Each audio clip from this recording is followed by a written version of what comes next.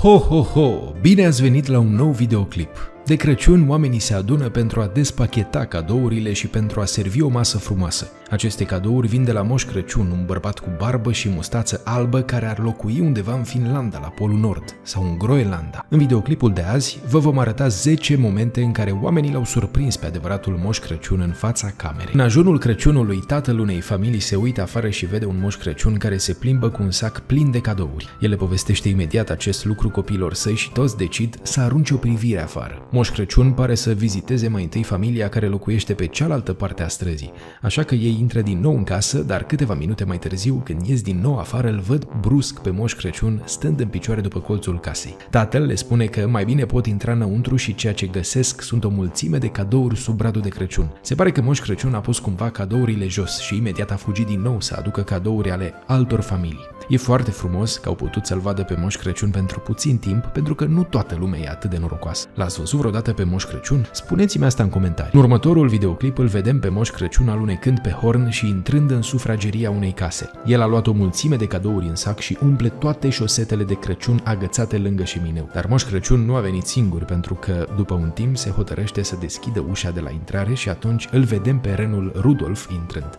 Nu știu ce a însemnat acest lucru, dar este incredibil cum toate acestea au fost surprinse pe cameră.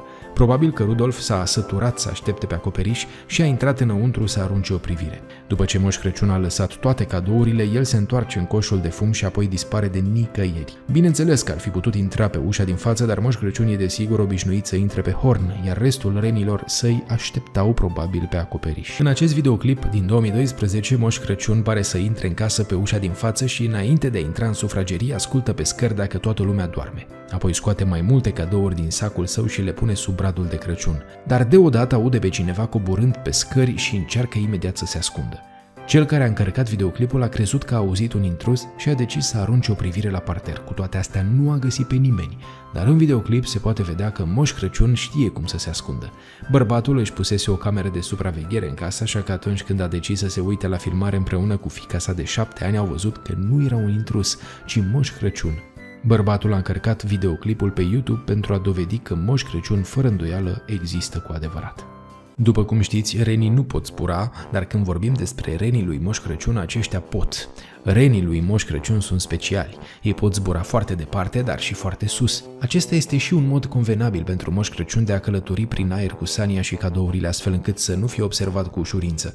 În acest videoclip, un bărbat pe nume Bobek îl surprinde pe Moș Crăciun în timp ce zboară spre următoarea sa destinație, dar se spune că Moș Crăciun a fost surprins de mai multe ori pe cameră și în Irlanda în ajunul Crăciunului. De asemenea, Moș Crăciun ar fi fost văzut cu renii și sania sa în două cazuri diferite din avion atunci când oamenii au decis să arunce o privire afară. Și în acest videoclip, renii stau pe acoperișul unei case și îl așteaptă pe Moș Crăciun să termine de pus cadourile sub brad. Apropo, tu aștepți cu nerăbdare Crăciunul? Anunță-mă în comentarii. Următorul videoclip e din 2016, în care vedem un Moș Crăciun care intră într-un spital undeva în apropierea orașului american Atlanta. Se pare că Moș Crăciun știa deja pe atunci despre un virus, pentru că la un moment dat folosește un gel dezinfectant pentru mâini care e agățat pe perete. După aceea, se așează liniștit undeva și ia ceva de mâncare. Moș Crăciun pare să fie singur în spital și caută toți pomii de Crăciun din clădire și lasă cadouri acolo. După aproximativ 2 ore, el decide să iasă din nou spre următoarea destinație. Se pare că nimeni nu l-a observat pe Moș Crăciun, dar totul a fost înregistrat pe camerele de supraveghere. De asemenea, s-a dovedit a fi un spital de copii, așa că eu cred că micuții au fost foarte fericiți de cadourile aduse de Moș Crăciun. În acest videoclip, Moș Crăciun pare că se pregătește să părăsească Polul Nord cu o zi înainte de Crăciun. Era foarte frig în acea zi și în acea noapte ninsese mult. După cum se poate vedea în videoclip, Moș Crăciun stă pe sanie și lasă pe renul Rudolf să se tragă înainte. Povestea spune că Moș Crăciun s-a antrenat mult cu Rudolf și acum sunt amândoi pregătiți să facă fericiți toți copiii din lume cu cadouri. Nu există multe videoclipuri pe internet cu Moș Crăciun în țara sa natală, așa că faptul că îl putem vedea aici împreună cu renul Rudolf e foarte special. Pe lângă asta și natura arată foarte frumos. Probabil că ar fi frig, dar mediul alb în care trăiește Moș Crăciun este uluitor în opinia mea. O familie din America a decis să pună jos un aparat de fotografiat în timpul Crăciunului pentru a vedea dacă îl pot surprinde pe Moș Crăciun. Au avut noroc pentru că la un moment dat moșul apare în imagine într-un mod magic. Familia lăsase niște prăjituri și un pahar de lapte pentru Moș Crăciun și după ce mănâncă și bea totul, acesta scoate brusc un sac mare plin de cadouri și chiar mai multe cadouri care ajung lângă bradul de Crăciun. În acest caz, Moș Crăciun a adus niște cadouri mari, ceea ce înseamnă că probabil copiii au fost foarte dulci tot anul. După ce totul a fost pus jos, Moș Crăciun se uită la cameră și se sperie. Își dă seama că tocmai și-a arătat puterile magice în fața camerei. Apoi se uită în cameră și le urează tuturor un Crăciun fericit, înainte de a dispărea din nou. Următoarele imagini video au fost filmate în 1996, când CGI, efecte speciale și YouTube nu existau încă. Bărbatul din videoclip sugerează că el și fratele său își vizitau tatăl bolnav de Crăciun. Ei aud sunetul clopotelor de Crăciun afară, iar fratele său aruncă o privire. Bărbatul decide și el să arunce o privire, dar apoi aude că Moș Crăciun e deja în casă. Se întoarce în sufragerie și îl vede pe moș mergând spre patul tatălui său. Moș Crăciun dispare într-un mod inexplicabil, dar își lăsase toate cadourile și strigase Crăciun fericit înainte de a dispărea.